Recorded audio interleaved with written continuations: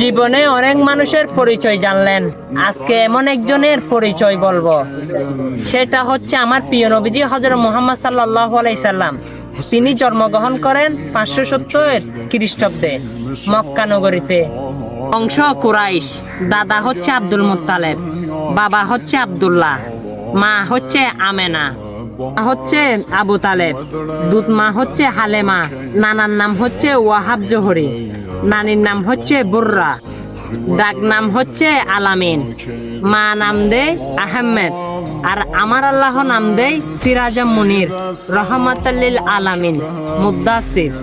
সুবহানাল্লাহ একবার মনতে মন চায় না? আর এমন একজন নবীর পরিচয় আপনাকে বললাম, আপনি সেই নবীর উম্মত।